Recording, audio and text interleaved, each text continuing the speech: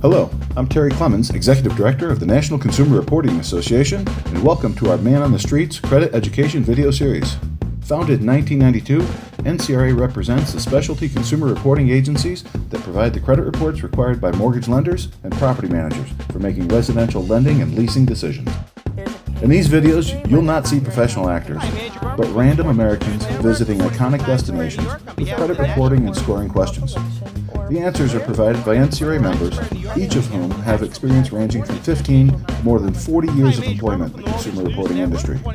Without further ado, let's hit the streets and hear what these consumers want to know. Hi, I'm Major Berman from the Mortgage News Network, reporting from Times Square, New York on behalf of the National Consumer Reporting Association, here with my friend Chris. Chris, you have any questions about credit? I do. What types of information are on my credit report and how do they get there? So information on the credit report begins with our own personal data, things like our name, our address, current and previous, our date of birth, and our social security number.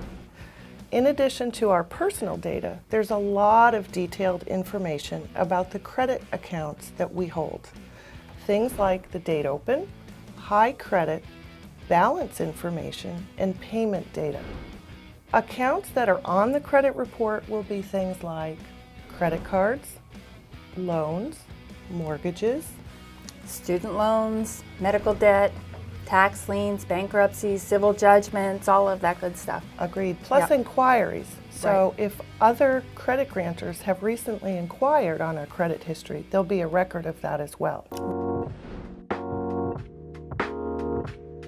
It's also important to know what's not on a credit report. Credit reports do not tell whether or not we've been married, whether we have children. They don't indicate nationality. There's no criminal data on there. That can be on specialty consumer reports, but it's not on a standard credit report. What's interesting is we as the consumer actually participate in creating that credit report. So as we begin our journey in life and we begin applying for things like an apartment lease or maybe a credit card or a student loan, an auto loan, at that point, there is no actual credit history on us.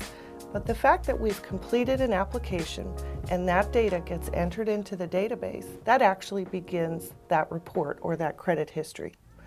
Once we're approved for that, then that creditor supplies the monthly data to the database. And that's really how it begins.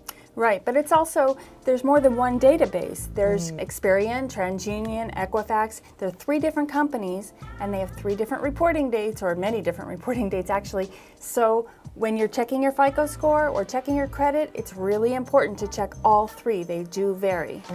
Very good to know. So while we participate in the creation of the credit report, that data does come monthly from the data furnishers or the credit grantors that we work with. I hope you enjoyed that video and it helped you understand more about the consumer reporting industry. Thank you to the NCRA Education and Compliance Committee members who worked very hard to produce this video series and also events all year long for NCRA members to help them be better stewards in the consumer reporting industry. A special thanks goes out to Jackie Dryzak from Strategic Information Resources and Karen Bennett from Contemporary Information Corporation. They were the ones who provided the answers to this question. A special thanks also needs to be made to the professionals of the Mortgage News Network who produced this video series. If you're a property manager or a mortgage lender and would like to obtain consumer reports from one of the industry's best providers, go to ncrainc.org to locate a member near you.